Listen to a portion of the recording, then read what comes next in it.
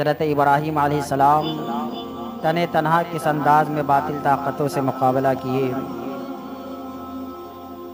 حضرت ابراہیم علیہ السلام کو لوگوں نے دہکتے ہوئے شعلوں میں ڈال دیا۔ اتنی بڑی وہ آگ کی شکل اس قدر اختیار کر گئی، اتنا بڑا وہ آتش کدا، 45 فٹ لمبا، 45 فٹ اونچا، 35 فٹ چوڑا۔ ایسے بھیانک آتش کدے میں اللہ کے خلیل حضرت ابراہیم علیہ السلام کو ڈالا گیا تھا۔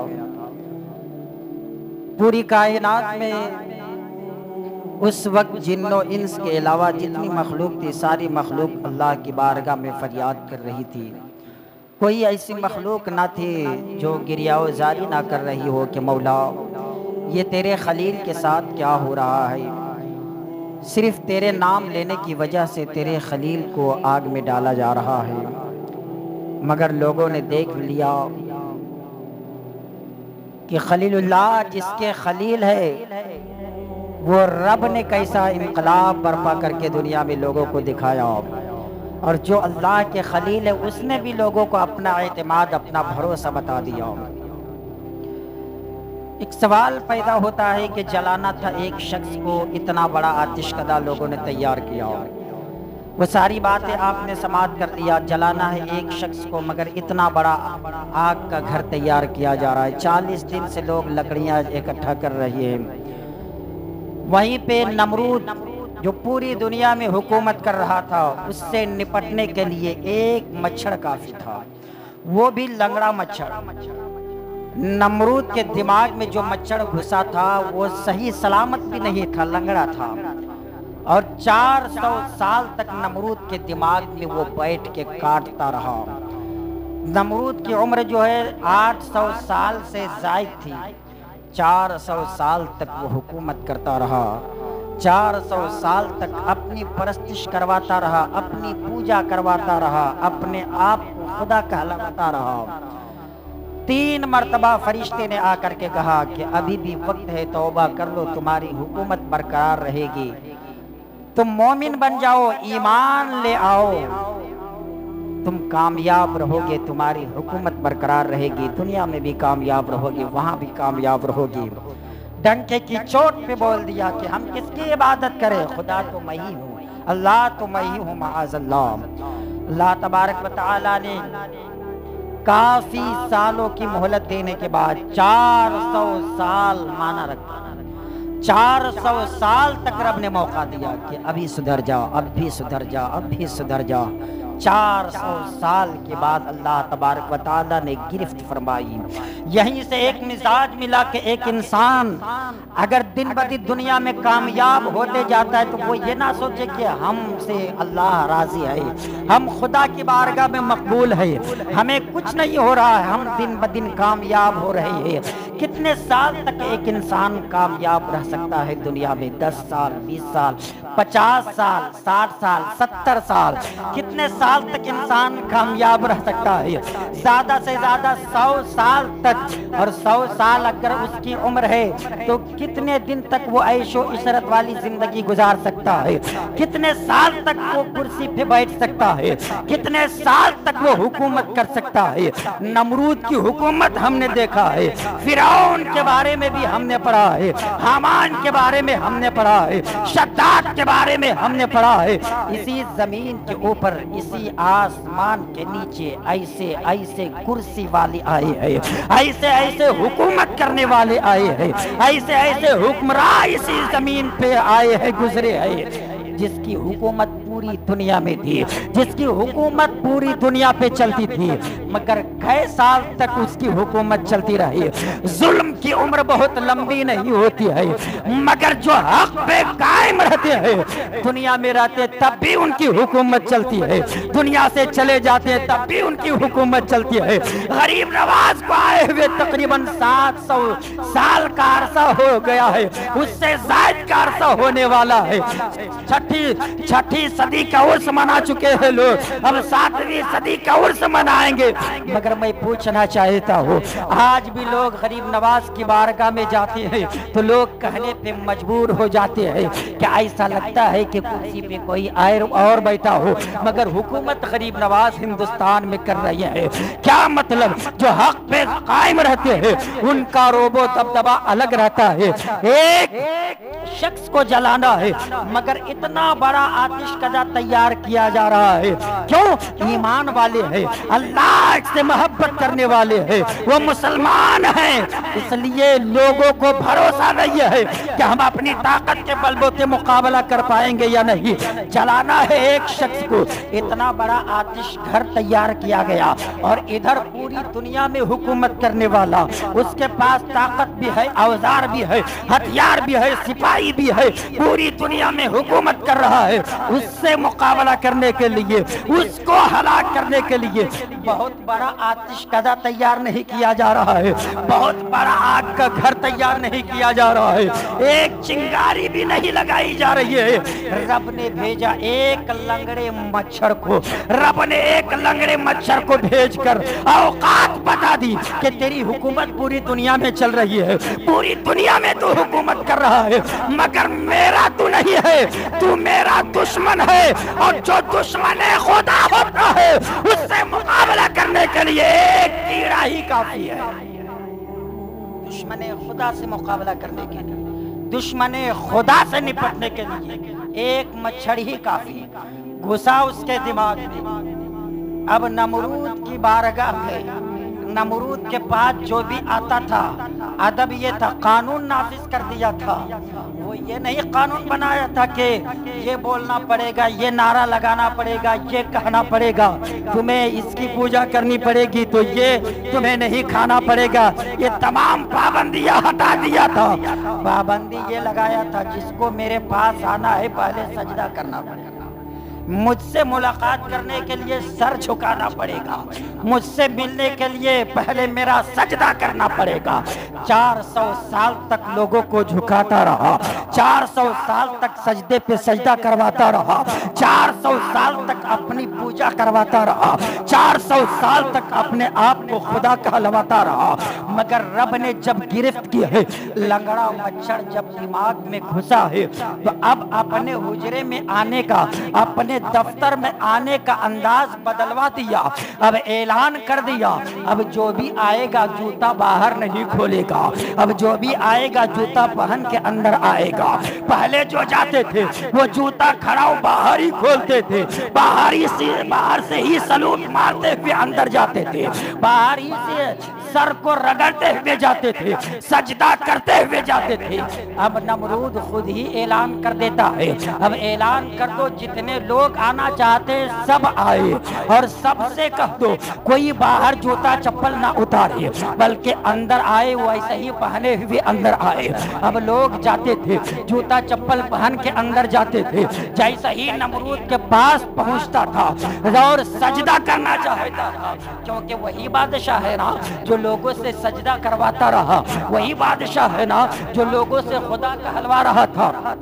जैसे ही लोग झुकना चाहते थे, नमरूद कहता था मत झुको, जूते उतारो। तो लोग सोचते थे नमरूद कह रहा है कि अपना जूता उतारने के लिए कुर्सी पे बैठा है, जूता पहन के बैठा है, सज धज के बैठा है। और क्यों ना बैठे, पूरी दुनिया में हुकूमत चल रही थी, पूरी दुनिया में हुकूमत कर रहा था। एक मुल्क में जो हुकूमत करता है, एक मुल्क का प्राइम मिनिस्टर कोई बन जाता है तो पूरी दुनिया घूमता है, स्पेशल फ्लाइट से सफर करता है, सैकड़ों बॉडीगार्ड लेकर के चलता है, रोजाना लाखों रुपए का नाश्ता करता है, महीनों में करोड़ों रुपए का ड्रेस चेंज करता है। जो एक मुल्क का प्राइम मिनिस्टर होता है उसका तेवर इतना बढ़ जाता है। तो नमरूद तो पूरी दुनिया में हुकूमत कर रहा था, उसका तेवर कितना बड़ा होगा, वो किसान पान शान के साथ कुर्सी पे बैठता होगा। सोचते थे लोग कि अपना जूता उतारने के लिए कह रहा है। लोग नमरूद का पैर पकड़ते थे कि जूता उतारू, तो कहता था हट नादान, मेरा जूता मत उतार, अपने अपने जूते उतारो। लोग उतारते थे अपने अपने अपने जूते। अब लोग कहते थे कहिए बादशाह सलामत अब सजदा करे, तो कहता था नहीं सजदा मत करो, मैंने बहुत सजदे करवा लिए, अब जूते को हाथ में लो और करीब आओ। लोग करीब जाते थे। अब नमरूद कहता था अब तक तूने सजदा करता रहा, अब तक तुम लोग मेरा सजदा करते रहे, अब तक मेरी ताज़ीम करते रहे, अब तक तो मेरे बारगाह का अदब कुछ और था, मगर अब ने अपने बारगाह का अदब बदलवा दिया है। अब जब तक रहोगे बातें करते रहो, अपनी परेशानी सुनाते रहो, अपना मसला बयान करते रहो और मेरे सर पे जूते मारते रहो। अब चारों तरफ से लोग जूते मारते थे और अगर थोड़ी देर के लिए लोग रुक जाते थे तो नमरूद गुस्से में झुंझला उठता था, रुक क्यों गए हो, इधर से भी जूते मारो, इधर से भी जूते मारो, चारों तरफ से जूते मरवाता था। क्यों? जब जूते की धमक पड़ती थी तो मच्छर खामोश हो जाता था और जैसे ही जूते की धमक रुकती थी मच्छर उधर ही जाके काटना शुरू करता था। और दिमाग एक ऐसी जगह है, अगर नाक में कोई चीज चली जाए ना तो जब तक इंसान छींक के जरिए या नाक के जरिए जैसे ही वो चीज जब तक बाहर नहीं आती है इंसान को बेचैनी होती है। नाक के जरिए से मच्छर घुसा है, पूरा दिमाग काट रहा था और काट ही नहीं रहा था बल्कि चाट भी रहा था ताकि नमरूद की औकात पता चल जाए। 1-2 मिनट में अगर कोई चीज नाक में घुस जाए इंसान बेचैन हो जाता है। 400 साल तक वैसे ही वो रहा, काटता रहा। कैसा लगता होगा? नमरूद अपनी बारगाह का अदब बिल्कुल ही पलटवा दिया था कि जितनी देर तक रहोगे सिर्फ जूते ही मारते रहो। सर पे चारों तरफ से जूते पड़ते थे। रब ने औकात बता दी। रब ने कहा कि वक्त मैंने तुम्हें दिया और 1 साल नहीं 2 साल नहीं मुकम्मल 400 साल हमने तुम्हें वक्त दिया और अब भी नहीं सुधरे तो अब तेरी सजा यही है। 400 साल तक लोगों से जूते खाते रहा। पूरी दुनिया को पता चल गया कि जो अपने आप को खुदा कह रहा था और मौत से बचने के लिए जब पहले मशवरा लिया था नमरूद ने तो जानते हो लोगों ने कहा था कि अपना घर आप आग के बीच में बना ले, चारों तरफ आग जलेगी, आपका घर बीच में रहेगा, फरिश्ता आग के जरिए से वो जाने से कतराएगा, आपके पास नहीं जा पाएगा, आपको मौत नहीं आएगी। तो कुछ लोगों ने कहा नहीं नहीं, फरिश्ता हवा में उड़ करके चला जाएगा, रूह निकाल देगा। लोगों ने कहा समंदर के बीच में अपना महल बनवा ले ताकि फरिश्ता आपके महल के पास नहीं जा पाएगा। नमरूद ने कहा नहीं, ये भी नहीं कर सकता हूँ, फरिश्ता मेरे पास आ जाएगा। शैतान ने दिमाग में वरगलाया और कहा अपने पूरे जिस्म को शीशे के जरिए से पैक करवा, पूरा जिस्म पूरी बॉडी लेमिनेशन करवा, फरिश्ता टच ही नहीं कर पाएगा, है ना। वो समझ रहा था कि वाटर प्रूफ बन जाएंगे तो लगता है बच जाएंगे। अपनी बॉडी लेमिनेशन करवा लिया कांच के जरिए से। सांस लेने के लिए तो वो छोड़ ही सकता है जगह, आँख सब कुछ पैक करवा सकता है इंसान, मुंह और नाक तो नहीं पैक करवाएगा। अगर वो पैक करवा लेगा तो पूरी कहानी खत्म हो जाएगी। तो सांस लेने के जरिए नाक के पास सांस लेने के लिए जगह छोड़ करके रखा, खाने के लिए मुंह भी छोड़ करके रखा। जब कोरोना वायरस फैला था तो किसी ने कहा था कि कितना चालाक है कोरोना, कि लोग मास्क लगा लेते हैं तो नाक और मुंह के जरिए से अंदर नहीं जाता है, और जब खाना लोग खाते हैं तो वो छुट्टी कैसे दे देता है कि अभी खाना खा रहा है हम अंदर नहीं जाएंगे। 24 घंटा लोग मास्क तो नहीं लगा सकते, कभी ना कभी खोलना पड़ेगा। मास्क पे इतना भरोसा हो गया था लोगों को कि हम मास्क पहनेंगे तो कोरोना नहीं हमें पकड़ेगा। खाना खाते वक्त शायद वो छुट्टी दे देता होगा कि तुम अभी खाना खाओ, हम साइड में बैठते हैं, खाना खाने के बाद फौरन मास्क लगा लेना। मगर नमरूद मास्क भी नहीं लगाता था, वो सोच लिया था पूरी बॉडी तो पैक हो गई। हजारों सैकड़ों डॉक्टर हरदम साथ रहते थे, कब खून की जरूरत पड़े, कब किस चीज की जरूरत पड़े। रब ने औकात बता दी, बदबख्त तुझे जो कुछ भी करना है कर ले, मेरी ताकत के सामने सारी चीजें हैं।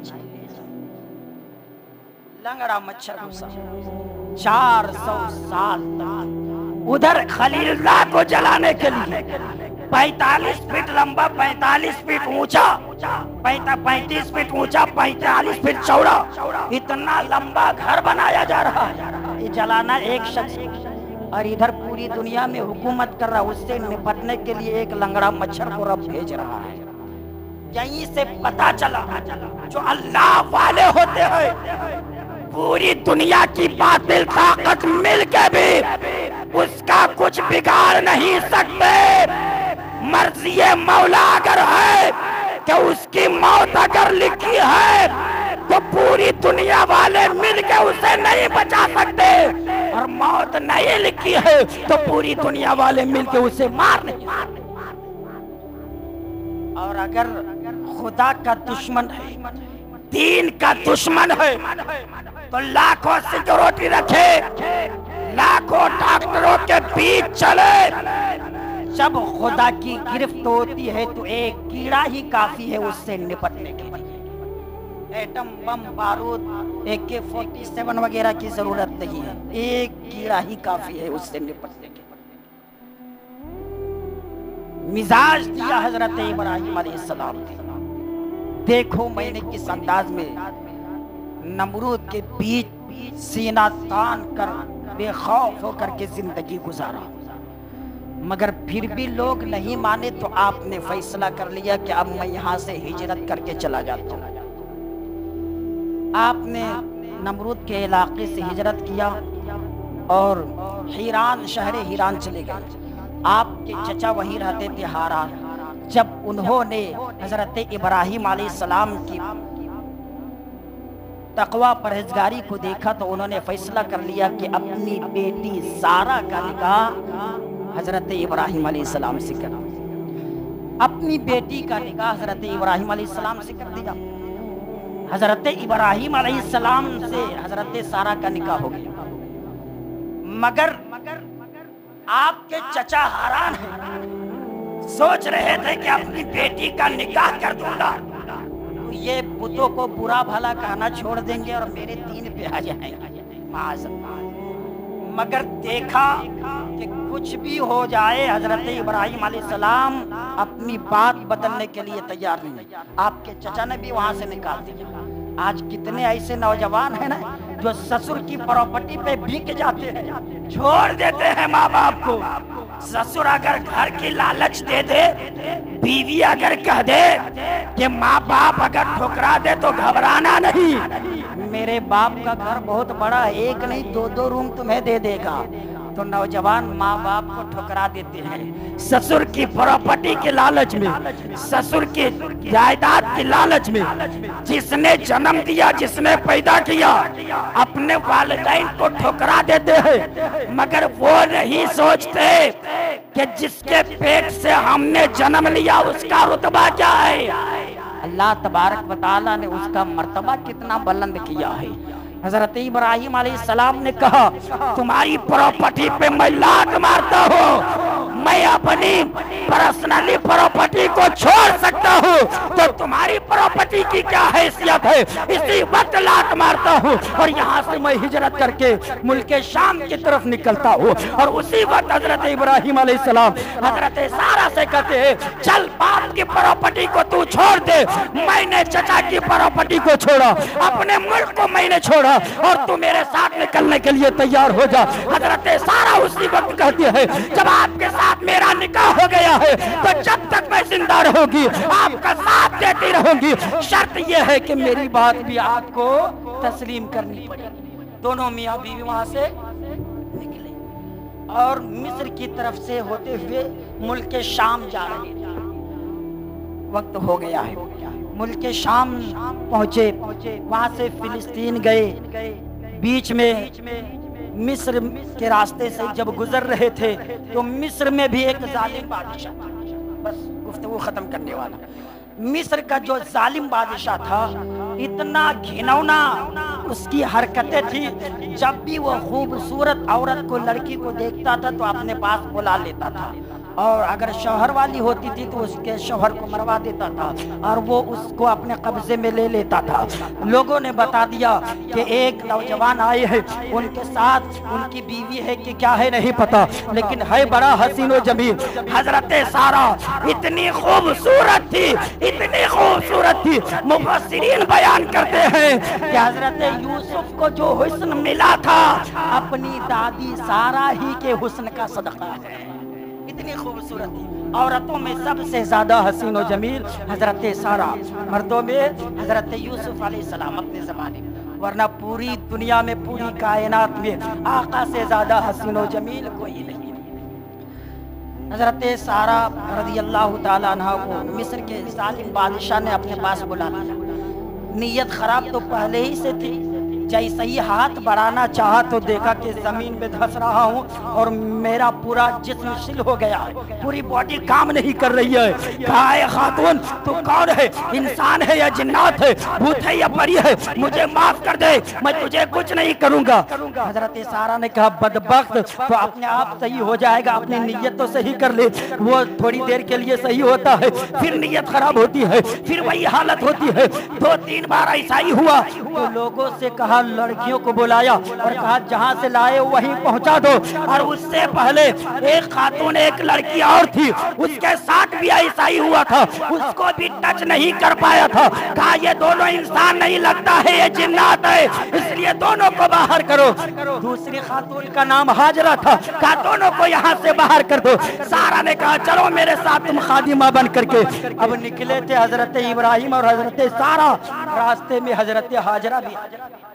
اب یہ تینوں چلے، کچھ دن کے بعد حضرت سارہ ہی نے خواہش کی۔ حضرت سارہ کی عمر تقریباً 90 سال ہو چکی تھی۔ کتنی سال؟ 90 سال۔ حضرت ابراہیم علیہ السلام کی عمر تقریباً 120 سال، اور ایک روایت میں حضرت سارہ کی عمر 99 سال، حضرت ابراہیم علیہ السلام کی عمر 120 سال۔ حضرت ہاجرہ سے آپ نے نکاح نہیں کیا تھا، چند سال پہلے، تقریباً 15-20 سال پہلے، اس وقت بھی حضرت ہاجرہ کی عمر 80 سے کراس تھی، حضرت ابراہیم علیہ السلام کی عمر 100 کے قریب۔ حضرت سارہ نے کہا کہ آپ دیکھ رہے ہیں کہ ساری چیزیں ہیں ہمارے پاس، کسی چیز کی کمی تو ہے نہیں، لیکن اولاد کی کمی ہے۔ چاہتی یہ ہوں کہ میرے گھر میں کوئی بچہ ہو، کوئی اولاد ہو، تو ایسا کیجئے، میرے شکم سے اگر اولاد نہیں ہو رہی ہے تو کوئی بات نہیں، اب ہاجرہ سے نکاح کر لیجئے، میں اجازت دے گا۔ آپ نے حضرت ہاجرہ رضی اللہ تعالیٰ عنہ سے نکاح کر لیا۔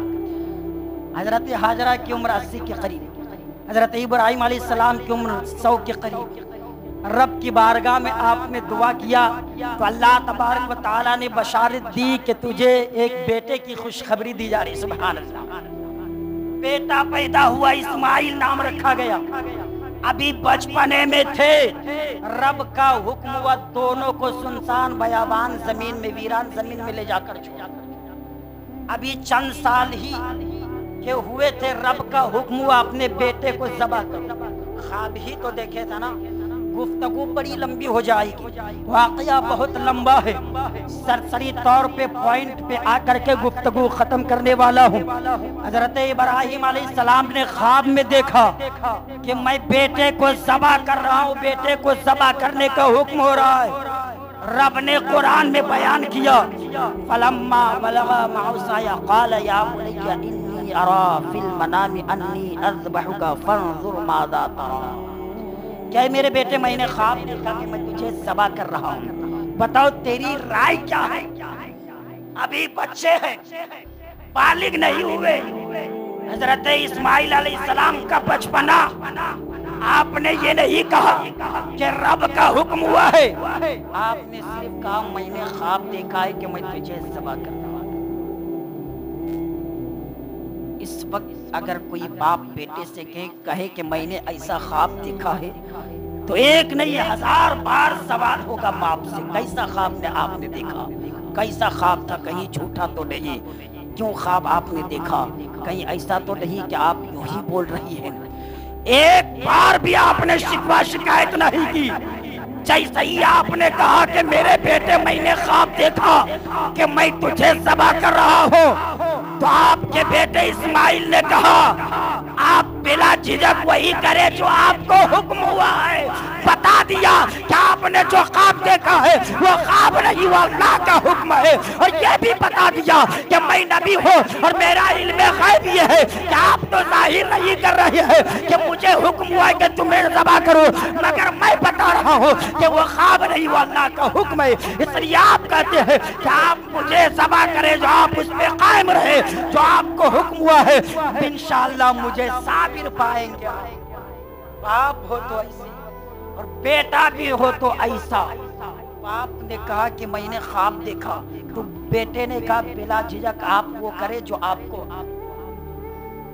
اور جس وقت گردن پہ چھری رکھ کر کے حضرت ابراہیم علیہ السلام نے اپنے بیٹے اسماعیل کی گردن پہ چھری رکھ کر کے، آج بھی وہ جگہ اسی طرح ہے. میں نے زیارت کی ہے الحمدللہ اس جگہ. اس وقت پوری کائنات میں کوئی ایسی چیز نہ تھی جو فریاد نہ کر رہی ہو، مگر یہاں پہ حکم ہوا تھا یا نار کونی بردم و سلاما علی ابراہیم.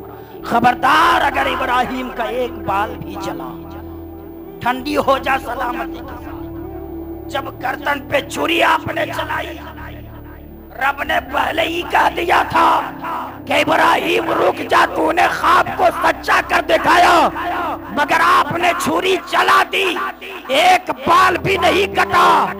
آپ نے پوچھا چھری تیرا کام تو ہے کاٹنا، سلے کا کام کاٹنا ہے، چھری کا کام کاٹنا ہے، مگر ایک بال بھی نہیں کٹا.